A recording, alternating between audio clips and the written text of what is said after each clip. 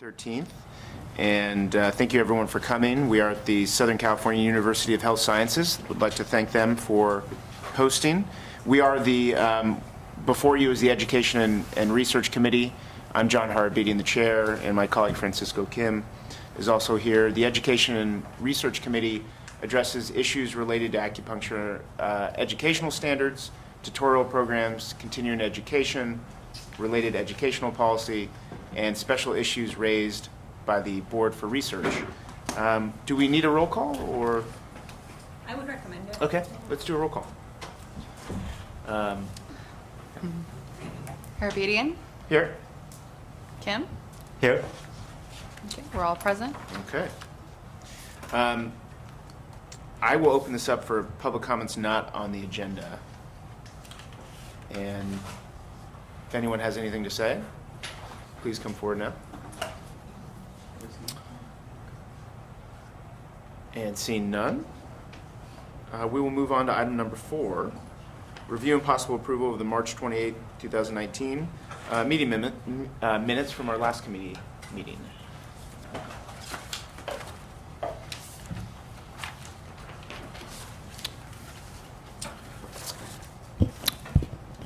Any questions or comments from the members of the committee on the minutes as logged in the materials? They look good to me. Yep. Yep. I'll entertain a motion for approval. Okay. Do we have a second? Yeah. Okay. Yeah. So I'll move to approve. We have a second? Motion to approve the meeting minutes. Harabedian? Yes.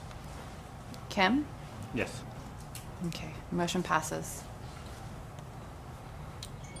Okay, we'll move on to item number 5, and I'm going to hand this over to our licensing manager, Jay Hurd. Okay, thank you, John. To start with, for this, the beginning memo here, I'm going to summarize it. In 2014, SB 1246 was enacted by the legislature, and that required a change in the board's authority. It also brought in other approvals necessary, including ACOM, BBPE, and it necessitated us to create some regulations, but under further review and legal review, we found that there were some gaps in making those adjustments. And so you're going to see a series of memos that go through these one by one. So the listing of 1399415, 1399416, 39434, 39435, 39937, 39438, 39439. We'll look through those individually as we move forward. So. Great. Okay, and so starting with the next memo, the discussion of 1399-415. Again, I'm going to summarize this one. The key issue in this is that prior to SB 1246, there were 2 standards for education based on time. There was pre-2005 and post-2005. As the 1246 necessitated everybody to be on the same curriculum, and so we're just left with 434. And so in effect what this is doing is removing the time requirements and then also justifying to section 1399434. So in moving forward with that one, yeah, I guess we have discussion now, right? Mm-hmm. Yeah. Thank you, Jay. Francisco, any comments, questions? No. And I don't either. And it might be best to maybe open up public comment on each of these? Or, yeah, for sure. Yeah. Let's open up public comment on this specifically, if there's anyone that wants to ask a question, make a comment on this. And seeing no one rushing to the microphone. Then I'll entertain a motion, Francisco, if you want to make one or move for approval. We've given you some options to look at that. And so there's an option 1, which you can recommend the discussion and approvals of the proposed regulatory text, Title 16 CCR 139-415, to be presented to the full board for future board meeting. Or option 2, to recommend the approval of the proposed regulatory text as amended. Those are your options. Which option do you like? And you can do option 3 and just pull it out of the air.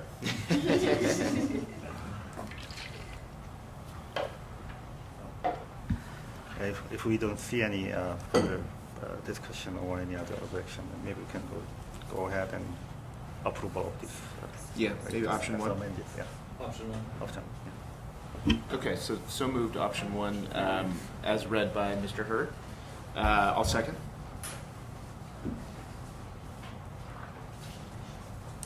Okay. Harabedian? Aye. Kim? Aye. And the motion passes 2-0. Okay, we'll move on to 1399.416. So this is very another simple. This is a very simple cleanup that we're doing.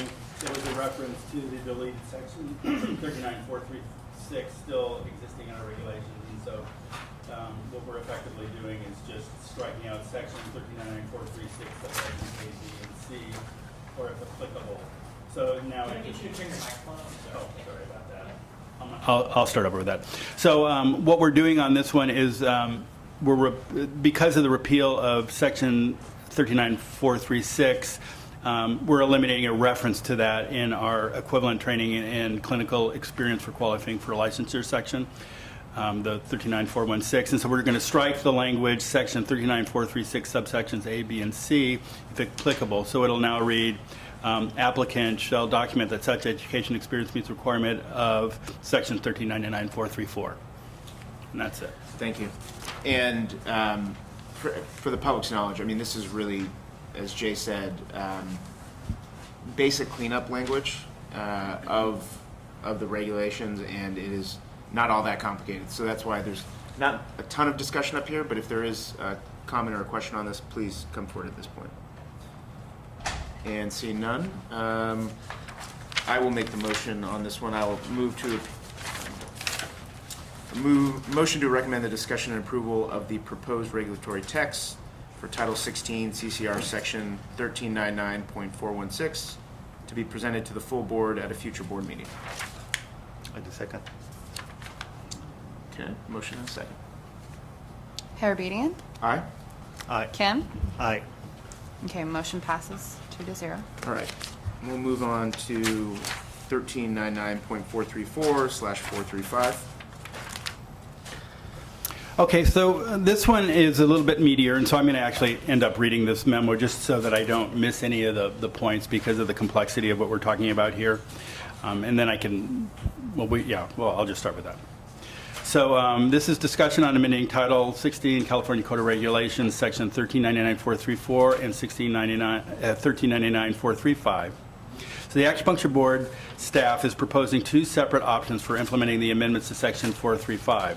In both options, staff is proposing retiring the Article 3.5 acupuncture training programs to acupuncture-approved educational and training programs to align with the statutory term from the Business and Profession Codes, Section 4927.5.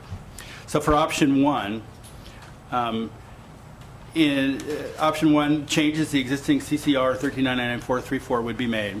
The amendments are straightforward, and the regulations section would allow applicants or educational training programs who regularly work with the board's regulations to still be familiar with the organization and constitution of the board's requirements.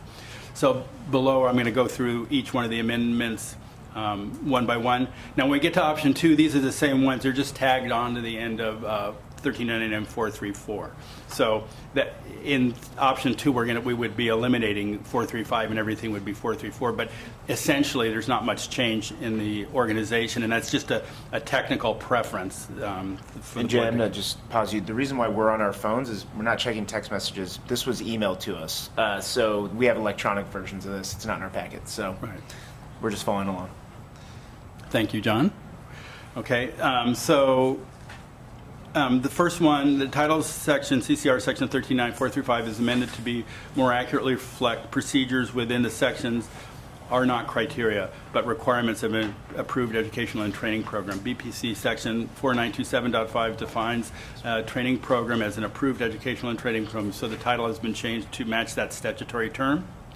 The same statutory term of approval and education training program has been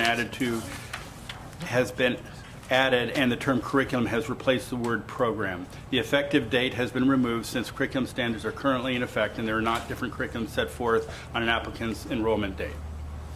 Subdivision A has been removed, which is a requirement that candidates have completed 60 semester units, 90 quarter units of education at the baccalaureate level. The elimination is recommended because this requirement, so wait, let me start over with that. The elimination is recommended because this is not a requirement that aligns with the curriculum standards under the board's purview. Rather, it's a requirement. This is a requirement that acupuncture, the Accreditation Commission for Acupuncture and Oriental Medicine ensures is being upheld by the programs when accreditation is granted. So I was a little unclear with that. We're not losing the prerequisite status. That's just been held by ACOM now. So instead of being duplicative, we're suggesting that we just let ACOM hold that mantle for us as our approvals partners. Subdivision B has been removed because this requirement is duplicative of BPC 4927A2, which is a provision requiring the Bureau of Private Postsecondary Education approval for an educational and training program. Subdivision C pertains to the development of a self-study evaluation process required of training program. Deletion of this subdivision is recommended because this is currently a requirement of ACOM accreditation, which makes this unnecessary and duplicative. Subdivisions D and F have been reassigned, but no amendments to content are suggested, so they're just being renumbered based on the changes. The words educational and have been added to subdivision D to reflect the statutory term educational and training program. Subdivision has been reassigned. And just as a side note, the name educational and training program, that was given to us by the legislature. That's not something that we've created, so just a clarifying comment on that. Subdivision G1 has been added to add the authority to accept coursework credit when a course has been challenged by a college level examination program, a CLEP exam, as determined by the board. Staff feels this is necessary to align with other academic institutions as well as ACOM, who all accept CLEP challenged courses for transfer students. And a clarification on that, the CLEP that we're considering are only in relation to science classes. There's no CLEP that are related to OM kind of pieces. So if somebody could test out of chemistry or something like that, it's a third-party verifiable source that will do that. Education is accepted by just about universally by educational evaluators. So Jay, can I just ask a question on that? So Sure. Is this a substantial change, a material change? Have we had authority to do that in the past, or was that ACOM and BP? We haven't had it clarified like this, and we haven't accepted it before. We have been presented with it. I guess it's somewhat of a substantial change, but we don't see it happening very often, right? Most people don't present this piece because the scenario would be I took chemistry 20 years ago, I can't produce my piece, I can test out of it, right? So they're basically having to do a final exam in that class for the CLEP, right? So that's how that works. So, but it is new for us. And so we would have authority to accept or not accept that? Exactly. And what if ACOM said we don't accept it, but we said, you know, in a particular case, we accept it, but ACOM doesn't accept it? Well, they have similar language, and with this language, we can actually act independently, and Okay. if we accept it, right? So we're not limiting on that, but in actual practice, we don't go back and forth with ACOM when we're looking at transfer credits or any of that kind of stuff, right? It's basically just they have their book of rules and we have our book of rules, right? Yep. And so they do their business over here and we do a business over here, and then we talk once in a while. Yeah. I'd be interested in public comment here from the educational providers to the extent that they think that there's any confusion with that. But Okay, and when we get to public comment, that'd be great. So subdivision, are you finished, John? Sorry. Mm-hmm. Okay. Subdivision G3 has been amended to add the statutory term educational and training program, along other arguments we've made there. G4 has been amended to update the correct educational code citation for BPPE authority, simple cleanup there. Subdivision G5 has been eliminated because all traditional Chinese medicine programs in the U.S. are accredited by ACOM. Therefore, ACOM already oversees transfer credit rules. This is a bit of a substantial change, to look at. But right now, the ACOM requirement is stronger. It's a higher level than the board, and so it eliminates this kind of crosstalk with the schools having to track a bunch of different pieces. And they're actually working with ACOM on almost a monthly basis with us.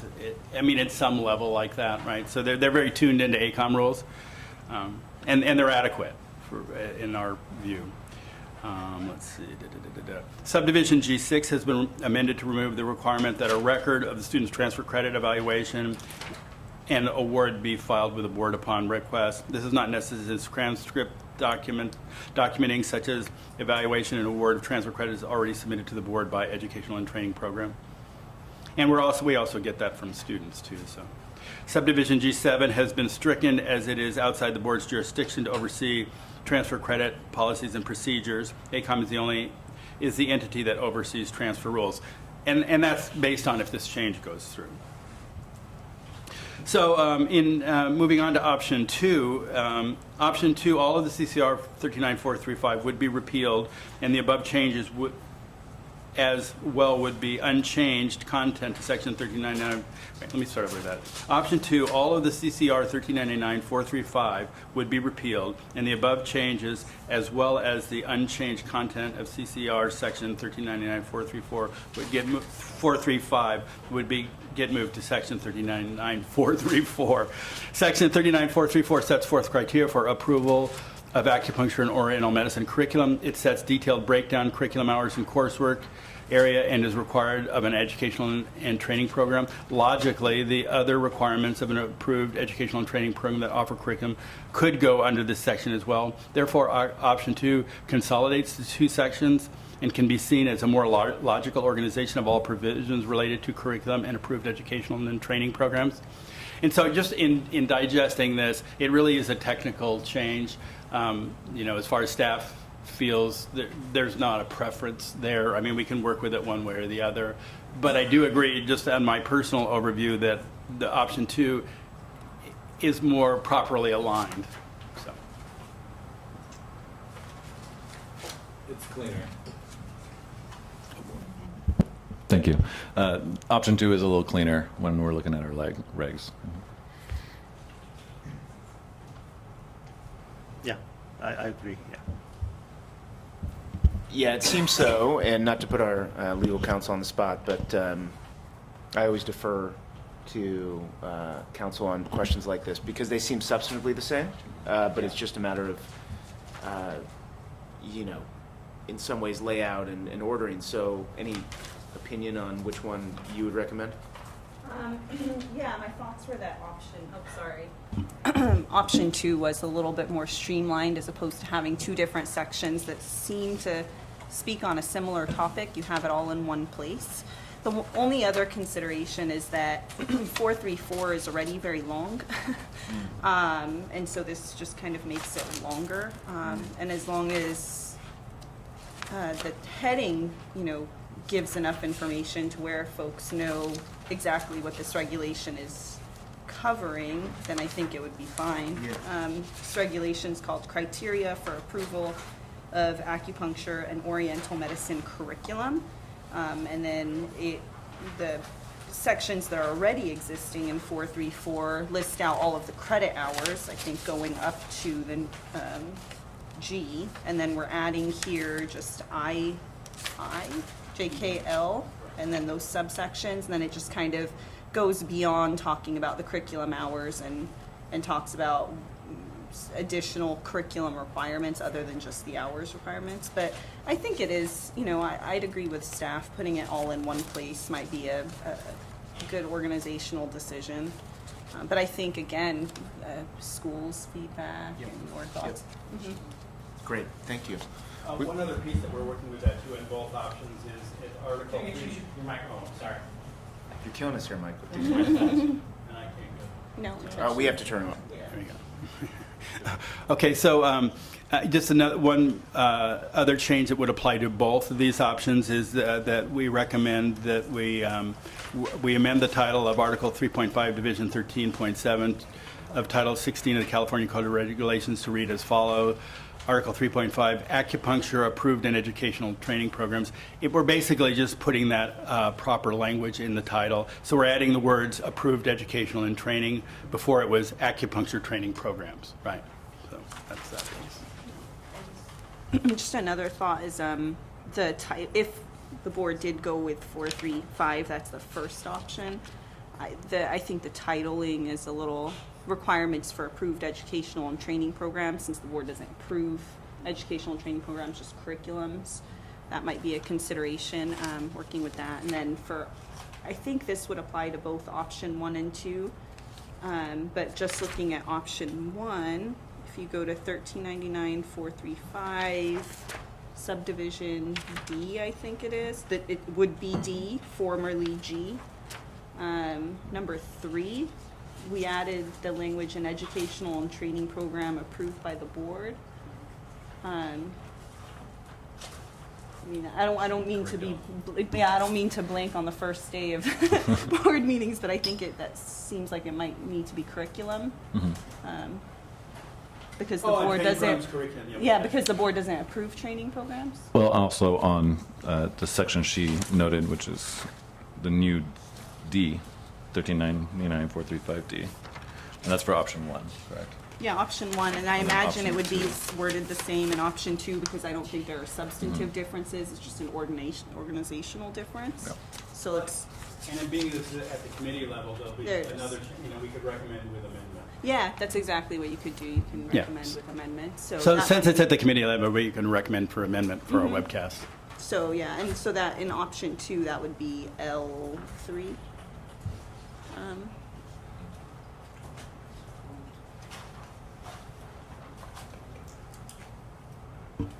If we want to provide sample language, we can say for option 2, the section that Sawa highlighted, L3, instead of at another acupuncture school or college which has a board-approved curriculum, instead of the final words, which says educational and training program. Yeah, another potential way to do it is to, is to say an approved educational training program, or just saying an educational training program. With an approved curriculum. Yeah, so the section says up to 100% transfer credit may be awarded for coursework and clinical instruction completed successfully at another acupuncture school or college, which is an educational and training program approved by the board. Yeah, I think the way you worded it. I think we'll probably have a general motion for probably option 2 as amended, and have staff and council work through it. Just so it's, just so you guys can finalize it internally. I'll open it up for public comment and questions at this point.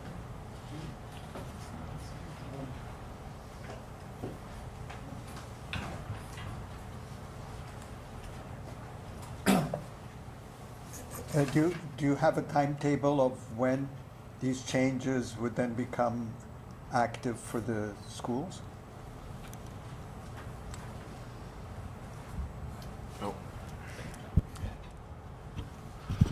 So right now, the regulatory process can take about 2 years if it's streamlined. Again, we would have to take this to the full board, and then it has changed in the last 2 years where the director and the department's reviewing this before it goes further. So at least 2 years. Okay.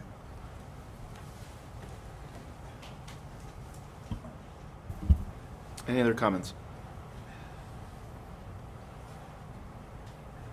Okay, we'll bring it back.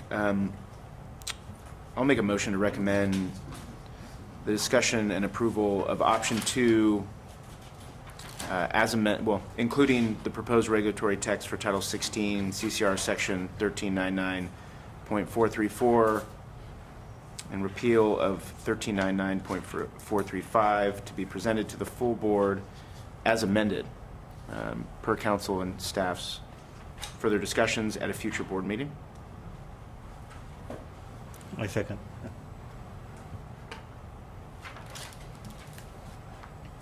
Harabedian? Yes. Kim? Yes. Okay, motion passes 2-0. Moving on to 437, 438. Okay, so this is discussion amending Title 16 California Code of Regulations 1399-437 and 1399-438. So we got a double here. I'm going to read this one out from the memo. The California Code of Regulations, Section 1399-437, requirements for board approval of a curriculum. Section 1399-437 was amended in 2017 in response to Chapter 397, statutes 2014, SB 1246. The regulation now provides a process for acupuncture board approval of a curriculum that outlines the application components. When the regulations was carried out, the title of the section was changed to documentation required of an approved documentation required for approval of requirements of board approval of curriculum. Staff is only suggesting a minor change to this section. After further staff review and advice of legal counsel, it has been determined that the regulations could be clearer if the title was amended to read application process for board approval of curriculum. And so that's our change right there. Staff feels this distinction is necessary because CCR sections 1399434 and 1399435 are the two regulations set forth the requirements for board approval of curriculum and approval of educational and training programs. Section 1399437 is now focused on the application process itself. So, do we want to discuss that bite there a little bit? Yeah. No, I mean, it's very straightforward. Yeah, there's nothing, nothing much here. Yeah, this is technical. Okay, so section 1399438, suspension and revocation of approval. Staff is recommending some minor changes for cleanup to this regulation to align with the statutory term and the intent of the Business and Profession Code, section 4927.5. Staff is recommending that the word curriculum be added to the sentence regarding the board's authority to deny, place on probation, or suspend or revoke or grant approval to programs curriculum. This will provide more clarity in setting out the board's proper authority. In addition, the board has added words approved educational and to the sentence to specify the statutory term approval of educational and training programs. Okay, any questions? None from me. We'll open this up for public comment. And seeing none, we'll bring it back. Francisco, motion?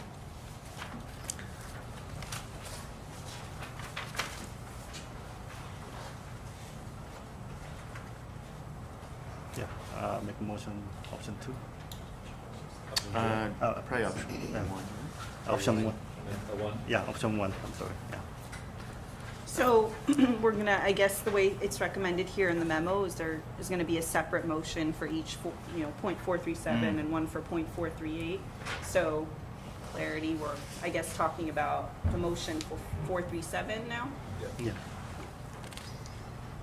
I'm gonna read that just for. I make a motion to recommend the discussion and approval of the proposed regulatory text for Title 16 CCR Section 1399.437 to be presented to the full board at the future board meeting. I'll second. Beatty? Aye. Kim? Aye. The motion passes 2-0. And a motion on 438? Yeah, I'd like to make a motion to recommend the discussion and approval of the proposed regulatory text for text title CCR Section 1399.438 to be presented to the full board at the future board meeting. Second. Aye? Aye. Okay. We'll move on to 439. I just, sorry to take us back a second, Yeah. but when we were going through the changes to 434 and 435, Jay's memo incorporated the language, the change to the title of Article 3.5. Was that captured in the motion? I caught that too. I don't think it was. It's not specific in that title. Yeah, so going back to that motion, the committee adopted option 2, motion to recommend amendments, and I think we talked about that option 2 relating to 434 and striking 435, but that didn't incorporate this change to the Article 3.5 here. Yep. So maybe committee look at that and motion on that one? Yep.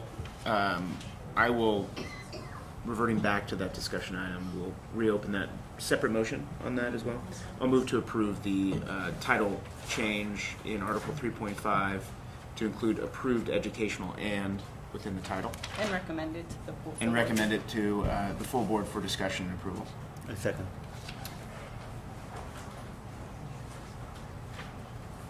Beatty? Aye.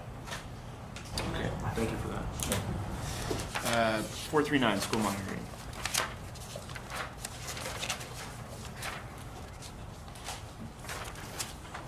Okay, so the next item is discussion of amending Title 16, California Code of Regulations 1399-439. So staff is recommending the title of CCR section 1399-439 be amended to read school and curriculum monitoring records reporting to clarify the board's authority over curriculum and not the schools themselves. CCR section 1399-439 relates to school annual reports and the requirements for the process when it was in existence. Since the board no longer has the authority over training programs themselves, there are some necessary changes to make in order to provide the proper authority over curriculum and approved educational and training programs as defined under Business and Profession Code, BPC, section 4927.5. Below are the recommended changes to CCR section 1399-439. So staff has aligned the terminology with the statute changing acupuncture school to educational and training program under Subdivision A. Staff is also recommending moving up the reporting period from 60 days after the close of the school's fiscal year to 90 days prior to the close of the school's academic year. Moving the reporting period allows the board more time to review any curriculum changes prior to the start of the school's new academic year. Academic year was specified instead of fiscal year because it's clearer to align the changes in curriculum for the next year with the close of the academic year versus the school's fiscal year end. The next item is reference to the application of board approval of curriculum was added to specify the approval of education and training program communicate annual curriculum changes through the same form used to apply for curriculum approval. Course catalog was deleted because the application of board approval of curriculum only deemed complete when a copy of a current course catalog is included, as set forth by section 1399-437.A5. Therefore, it is unnecessary and duplicative to include the submission of a course catalog in section 39439. Currently, the board wants to know if there have been any changes in faculty. However, the board only has criteria required of clinical supervisor, therefore staff has removed the faculty and replaced it with the term clinical supervisors to allow the board to only receive information about changes to clinical supervisors. The board does not have authority over the school's administration, faculty, or financial conditions, so the staff has amended CCR section 139439 to remove all of the financial conditions of staff, have removed all of those references. Accreditation Commission for Acupuncture and Only Medicine, ACOM, and the Bureau of Private Post-Secondary Education are entities that oversee these areas currently. The minor change to Subdivision B is changing the word school to curriculum, since the board only has authority to review and evaluate curriculum, not the school itself. Subdivision C has been reworded for clarity. Subdivision D has been deleted because the process of approval of an education program's communication of changes to curriculum have already been addressed under Subdivision A. And there we go. And then point of clarification, on the proposed language page, for the second paragraph, it says amend section 1399.438. It should read 439 there. Just clarification.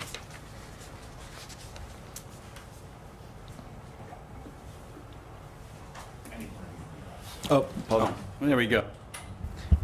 So, this is sort of complicated for the educational and training programs because it's now keyed off of academic year and not fiscal year, and it's now 90 days prior, not 60 days after. So I think that this is something that the school should be, well on notice of, depending on when your fiscal year is, whether it's, December, January, or December, September, June.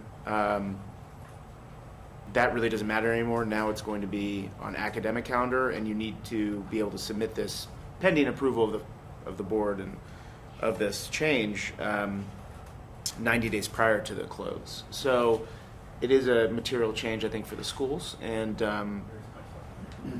so we're going to open this up unless there's any other questions for public comment.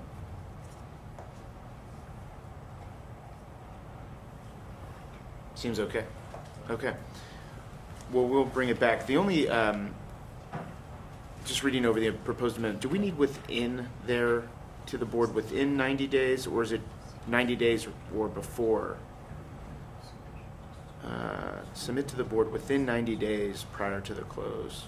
I like 90 days or before. Well, I just don't, I think within was there because it was within 60 days. So in other words, it can be 59 days, 58, but now it's the opposite. So maybe we strike within. Yeah. 90 days or before, prior to the. I also suggest that we Do you have a change public it. comment now? Well, if you have a public comment, yeah, you have to go to the microphone. So this is follow-up to his comment before, the same timetable? Oh, sorry, Greg Lane from Pacific College. Would this follow the same timetable of 2 years? So it would be recommended to the full board, go through its iterations about 2 years before this would happen? Okay, thank you. Yes. Thank you. Okay. Well, I'll make a motion, motion to approve the discussion and approval of the proposed regulatory text as amended per the conversation we just had, striking within and adding after days or before, the words or before, or as amended by staff and council, however you guys deem it to make sense. For Title 16 CCR Section 1399.439 to be presented to the full board at a future board meeting. I second. Oh, yes. Yes. Point of order. Hold on. Sorry, just one thing for consideration is that the title of the section says school and curriculum monitoring. Other than educational. Yeah, and we've been, a lot of these edits are to try and make it consistent in the language of educational and training program. Yep. So that might be an additional. I like that. I'll incorporate that into my motion as an amendment. And the second still stands? Yes. Okay. Can I just get clear, so it would now read educational and training program monitoring, so we would strike through the curriculum?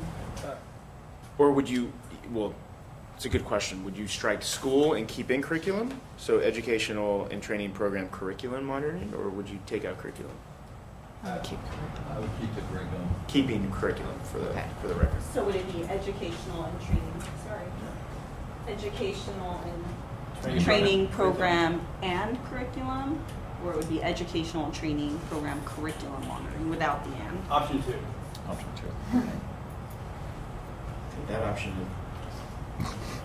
That option is incorporated as an amendment to my motion. And the second still stands? Yes. Arabedian. Yes. Kim. Yes. Motion passes. Okay. So we'll move on to 434H, which is actually more of a, might lead to more discussion. So. Okay, thank you, John. And before I go on to this one, as it's part of the last section, I just have to acknowledge the support I had from staff and from legal counsel, and Christine Brothers was amazing in terms of working these memos and taking the original content and putting them in this form. Saul was helping us keep on track, and Ben has read every part of it, so it's a truly collaborative effort. So I just wanted to express appreciation for the work that was done for this. It's a serious amount of work, and I couldn't have done it without the support, so thank you all. Absolutely. Okay. So SB 1246 led to the adoption of Business and Profession Codes 4927.5. This law changed the board's role in educational training program approval process. As part of this educational and training program approval, programs are required to have their curriculum approved by the board. Applications for board approval of curriculum are processed through a desk review and completed by board staff. Upon adoption of BPC section 4927.5, the board suspended clinical compliance visits to an educational and training program. This action was due to both the change in the board's authority and the inclusion of this requirement that approved educational and training programs be in pursuit of accreditation from the Accreditation Commission for Acupuncture and Oily Medicine, ACOM. As part of the accreditation process, ACOM conducts ongoing site visits to these programs on a regular basis, conducts clinical program inspections, verifying training programs compliance with ACOM clinical training standards, and on-site review of clinical training. As part of the discussion of the adoption of the regulatory package that was promulgated related to BPC Section 4927.5, the board received extensive public comment at the August 31st and the October 26, 2016 board meetings about existing regulations pertaining to clinical supervision of acupuncture interns. Those discussion focused on California Code Regulations Sections 1399-434H, which sets forth clinical supervision requirements of interns and clinical supervisors.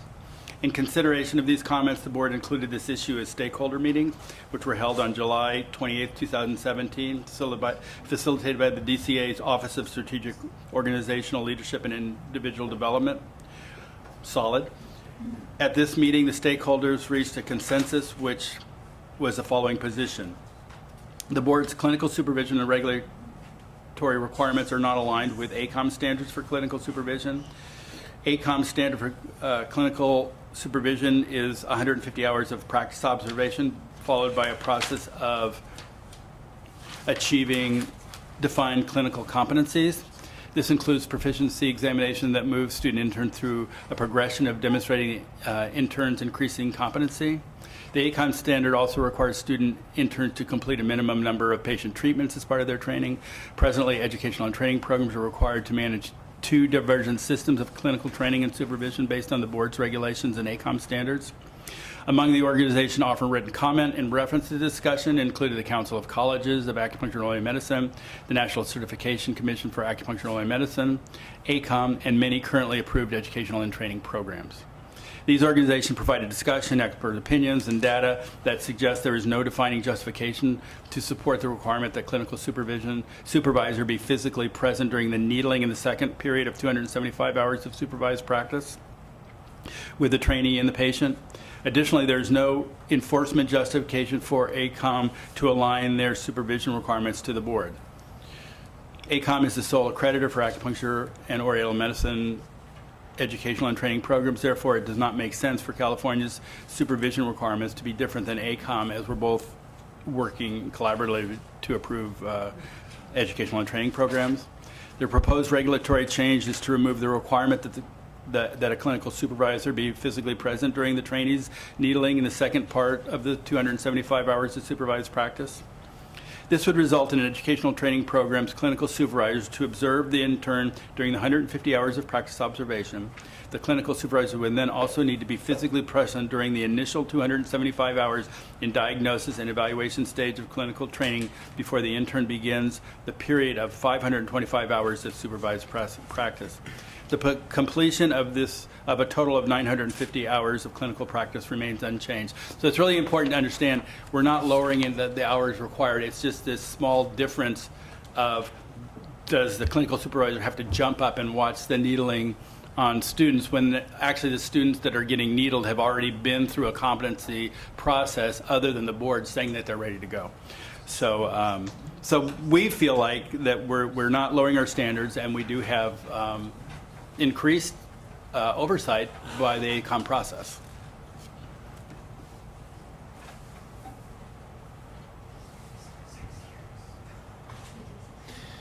Can I just clarify a few things?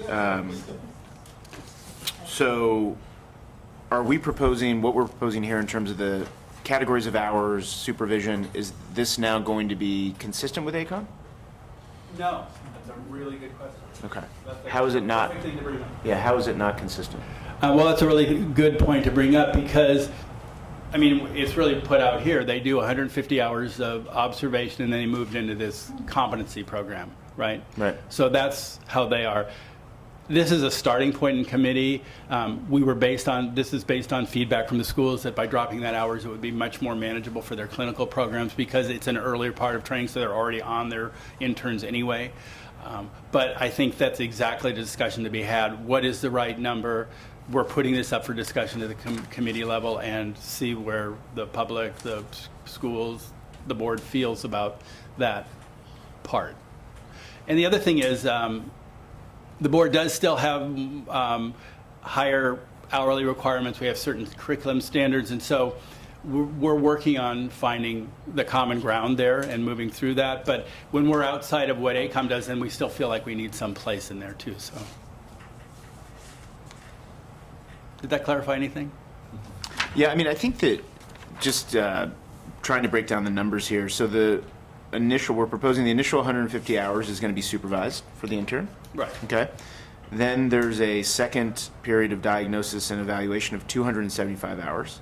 And at that point, they're basically attached to the supervisor the whole time. Okay. Beginning, all during the input, going into the treatment room, whatever. And what was happening before is interns that could work through a patient, I mean, the clinical supervisor would still evaluate the patient with them. They'd still review the treatment plan and approve it. They just wouldn't have to jump up and watch the needle go in, to stomach 36 or something along that line.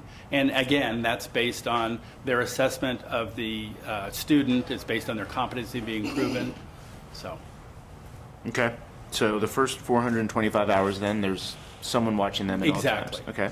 And then for the last 525 hours, it's still a supervised practice. yeah, and so what they do with that is that they'll run the treatment plan by the supervisor, and then when they've completed it, the supervisor will sign off on it. But at that point, they're actually working with the patient. And in a number of schools, they have lead interns that will do that, and other levels are in the room with it. So they have this increasing level of competency at that point. Got it. So when we say 525 hours of supervised practice, that doesn't necessarily mean that the supervisor is physically present. It's just He's always readily available. They're always readily available. Okay.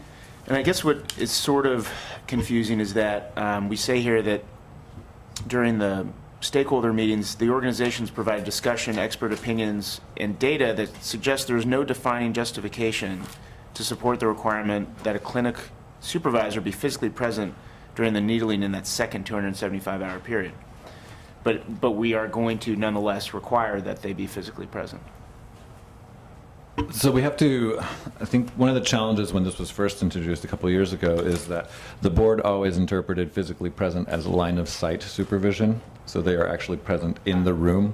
And the industry and the educational institutions across other healing arts fields don't have that definition. Physically present would mean that they're accessible within the building and that they can address any kind of emergencies that arise. Secondly, there is this challenge, as you brought up in your question, between curriculum versus competencies. We are very prescriptive.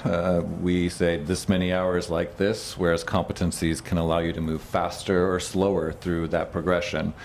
So it is a bit of a challenge trying to align to a competency-based model when we are on a prescriptive model. So we are trying to work with ACOM, and we'll have some announcements later about those in the education report as well. But that should be properly aligned because of that. So for that second 275 hours, we still are going to require the supervisor being physically present. Well, in the second hours, we are physically present for the first 275. The second one, ACOM has existing standard that means that the clinic supervisor has to be readily available at all times. So we didn't need to add that in there because that's again duplicative. So ACOM is requiring that the clinic supervisor is always available to the intern. So during that period of supervised practice, that 525 hours supervised practice, if anything comes up, the clinical supervisor can just jump right in. Right. That's clear to me. I guess I'm still confused on that second, the 275 hours. Put aside the 525 hours at the end, because we have something in here that says that based on expert opinion and discussions, there wasn't a need for the physical presence during that 275 hours. During the second hour, they were Right. commenting on the second part, right? Yeah, but then my understanding is we are, by making these changes, requiring physical presence. That's what the language here in our proposed language is. During the initial 275 hours of diagnosis, evaluation, and clinical practice, the clinical supervisor shall be physically present at all times during the diagnosis and treatment of the patient. Yeah, that's correct. Okay, and that is somewhat inconsistent, in my view, with our memo that says the organizations provided expert opinions and data that suggests there is no defining justification to support the requirement that a clinical supervisor be physically present during those 275 hours. So I guess I'm just confused why we're continuing to require that when expert opinion says that doesn't necessarily need to be required anymore. And I will defer to our licensed professionals on this. I'm an outsider, so I don't, Well, we could also clarify by saying that we have line of sight supervision for those first 425 hours, so that we can distinguish between physically present Yeah. for those remaining 525. Yeah, I think there's some tension there that we might look, and we have time within the committee and the full board to suss that out. But just something I wanted to raise as a point of clarification. And I think that's the exact process. Your we're at. mic. Now we need to suss it out. This is sort of where we're starting. I agree with you. This is something we need to take onto that place and then figure what that is. Because again, as Ben was mentioning, we're blending these two pieces that are difficult to put together, and we're trying to blend, right? But there is some part where we have California standard, right? So it becomes awkward, right? And unlike our previous items that we were reviewing for this committee, this will require more discussion, and we will need more input from the schools and from ACOM and from CCAOM on this process. This is something we're not anticipating will get just moved right through the board. So I recommend greater discussion on this so that we can properly align this for public safety reasons, as well as confidence of all the stakeholders involved in this. Yeah, for your concern about this 275 hours, from my experience as a clinical supervisor,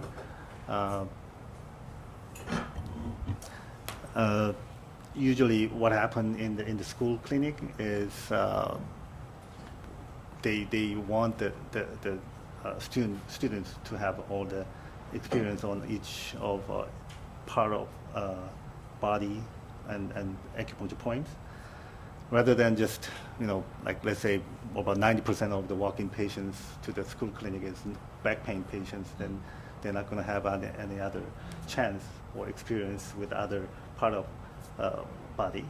And as we see, most of the malpractice cases coming from the dangerous areas, whereas, so they need to be exposed to all different kinds of part of the body acupuncture points area. So, Well, what's your view then on that 275 hours of diagnosis and evaluation, physical presence versus line of sight supervision? if this one is only talking about the school clinic, there's some limitation. What I'm saying is, if you go open a practice, there are all kinds of case of patients walking in, and then you have to be competent, and also for the consideration of protection of the public, you want to have these licensees to be trained in all parts of the patient's body. So we need further discussion on this issue. That makes sense. I'll open this up for public comment, then we can bring it back for discussion with staff if need be. Yeah, Yoon Kim, President Empress College. Really thank the committee for finally bringing this issue for discussion. As you know, that we brought this to the board's attention, I think 4 or 5 years ago, and we had the stakeholders meeting, or the focus group, is it 2 years ago? 2017, 2 years ago. And so at that point, I don't believe Mr. Harbinian or Mr. Kim were on the board. And so I'm going to recirculate the letter that the CCAOM, the Council of Colleges of Acupuncture Oriental Medicine, presented to the board, our expert opinion on what should happen in the clinic. And in that letter, what we asked was the board to actually rely on ACOM standards for clinical supervision. ACOM does not prescribe X number of hours for this, X number of hours for this. ACOM really focuses on competencies and the credentials and the experience of the faculty members. So, and your question about the physical presence, we don't have any issues with the board mandating that the faculty be physically present on premise.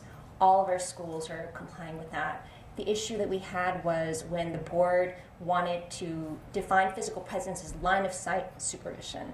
That just isn't realistic nor necessary or even important for patient safety. the American Acupuncture Council that provides malpractice insurance for almost all the schools, provided safety information about schools that are ACOM approved versus schools that are CAP approved, and there is no difference in terms of safety. So we would like the board to review the letter that we wrote to you regarding this issue and to really update the standards so that it's in line with the industry standards and ACOM standards. Thank you. Perhaps I might recommend for clarification, the board maybe ask, or I'm sorry, the committee ask what alternate definition for physically present is being suggested?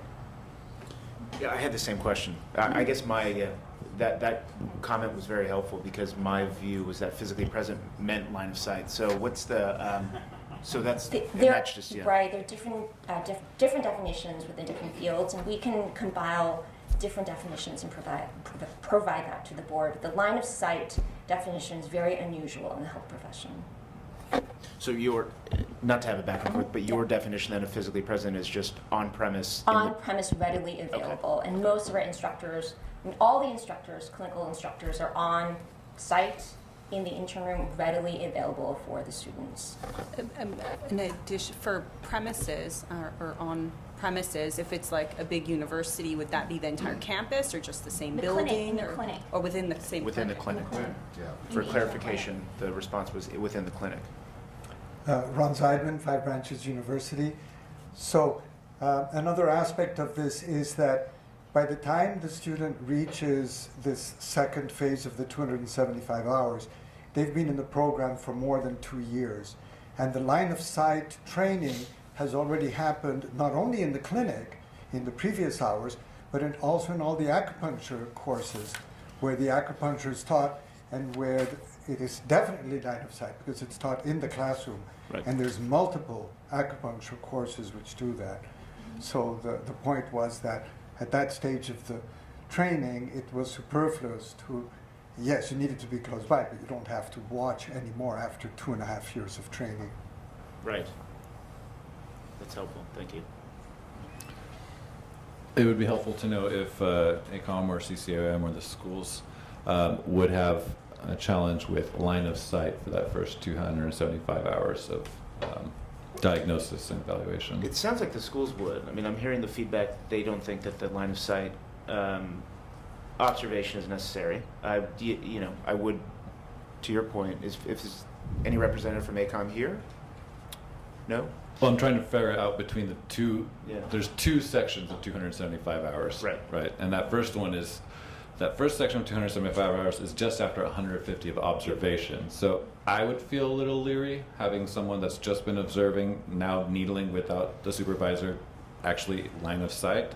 So I'm curious if the schools actually do have a challenge with the supervisor having line of sight in that first 275. Because the second I can understand, and that's how I was interpreting all the comments from the stakeholder meeting. But that first one, that one seems like it should be line of sight. Well, that's a good point because I was, yeah. So. Yeah, this is something I wanted to comment on because, is it on? Hello? Looking at the memo, it indicates that there was support for physical presence during the 275 hours. It was during the second 275 hours that I thought was the issue. So these organizations provided discussion, suggest there's no to support the requirement that they be physically present in the second period of 275. So I was interpreting that as that the physical presence or line of sight was acceptable for that first period, just not the second. But yeah, and it's funny because I read that, initially I read it like that, but then I went to the hours as they're broken down, and I think that it's confusing because there is technically no second. There's a first 270. There's 150, then 275, and then there's 525. Right. So there really isn't a second separate 275. So I then went back and read that as the second period. First period being the 150, second period of 275 just describing that second period. In other words, that is just the second period. And then after that, there's a third period of 525. And what I'm hearing, and they can clarify the schools, but it is just that second period. After the 150, they don't think that we need line of sight supervision. That's how I was interpreting it. Is that correct? Yes. Okay. I'm seeing head nods. So that's why I think there is then some, and look, this is going to be more discussion and we're not going to solve it right now, but I think that the way I'm viewing this now, there really is no second 275. There's the That's correct. 150, 275, then 525. Exactly. Okay. That 275 got absorbed. It was the balance of the 950 before, and so we had a 275 to it. It ended up with that 525. We don't like math, and lawyers don't like math. And this is not. We gotta do math. No, I don't like it. I hate it. This is basic arithmetic. I'm not good at that. So. Hi. Jenny Yu, SCU. So just, for the consideration for the board, even though there's a first 275 and a second 275, but all... So there isn't. Let's just stop saying that now. Great, there just love it. isn't. Yeah. Most of the curriculum in the approved curriculum, students have been trained through early on in their before they reach that level of the clinic, they have already gone through acupuncture technique courses, which is closely supervised by their instructor. So these students are not novice in terms of needling. So they have gone through competency exams, mock exams, and needling techniques. So they're not exactly doing something new. Right. Helpful. Thank you. May I clarify? A point of clarification. So just for the reference, I know we're not supposed to talk about the second set anymore, but the reason why we're referring to it as the second set of 275 is because we're crossing out that reference. And so previously, the current language as it stands refers to a second set of 275 hours. Right. And we can possibly move away with that. One recommendation I might have is, I think in Subdivision 4, it says the initial 275, but the recommendation is that there's only one set of 275. So one way to clean up the language here to add some clarity is to maybe reference the other subsections. So to say during the 275 hours described in, subsection 2 of this regulation or something like that, and then you might even, where it says thereafter, the clinic supervisor shall otherwise, that could maybe break that up into part 5, so that each requirement is kind of separate. And then it seems like there's a little confusion. Everyone's a little bit on a different page as to what the definitions of what supervisor means, so you can even think about working on language to add definitions so that we're all talking about the same thing. I'm not sure that anywhere else in the regs or statute that this terminology is defined, and you mentioned the board might be using one definition and the industry is using another. So I think those are a few ways to clean this up. Well, it can further evolve. I would say that's the case. Yeah, we have an opportunity. I think this is a perfect candidate. Like we're actually approaching, we've gone over our committee time, and that's fine. We can extend it. The next one is not set until 10:45, but it sounds like there's a lot of research that we can go back and do right now, as opposed to entertaining any language. Right now, we can just go back and look at some of the items that has been called out today, and perhaps the schools can weigh in a bit more about that, and that CCAOM letter from 4 years ago can come in. Public comment? Well, that letter is part of the packet. It is in the packet? I didn't see that. Oh, stakeholder. So there's the one from ACOM. Bradley Chimino, Acupuncture board member. I'm speaking on behalf of my professional experience and as a student going through the program. I just wanted to address some of John's questions about staff and members being present in the clinic and observing directly in the rooms themselves. My experience as a student, this was in the early 2000s, was that it was broken up into 4 sections. So the first section was what they referred to as a clinical theater. That gave students an opportunity to observe from afar. A small handful of students were brought directly with the practitioner to have hands-on experience at that point, no needling involved, observing the practitioner treating patients. The second section was broken into what was referred to as a rounds, and that was a small group of students, 3 to 4 typically, with a staff member. and they were observing directly the practitioner treating a patient. Then it was broken into what was referred to as an internship rounds, and that was where you had a practitioner, a staff member with the students. They were needling, and that was sort of the preparatory phase to the actual internship. Once you were into the internship realm, the staff member practitioner was available to the students. We would make references back to them in sort of the needing areas, but then it was the students on their own. So in my experience, it wasn't until the very last section of clinical experience that I was actually doing things on my own, unobserved. And I just thought that maybe that was a little more clear for you, John. It is. Thank you, Mr. Chimita. Very helpful, actually. So noting the time and the next committee meeting that's supposed to happen in 5 minutes, I think that what I'm hearing is we can bring this back to another committee meeting. I agree. And have staff work with council and incorporate some of these comments to further, ferret this out. So I don't think we need a motion for that, right? Okay. And with that, I think we have ended our agenda here at the Education Research Committee. Future meeting dates and agenda items, we obviously have a future agenda item being the one that we just discussed, and the future meeting date is, well, I guess it could be at the next full board meeting, whenever, I'm blanking on when that is. Do we have a? It'll be the middle of August, yeah, 13th and 14th, I believe. Great. I'll move to adjourn. And I hear a second. And with no objection, we are adjourned, and we'll take a 5-minute break for the next meeting. Thank you, John.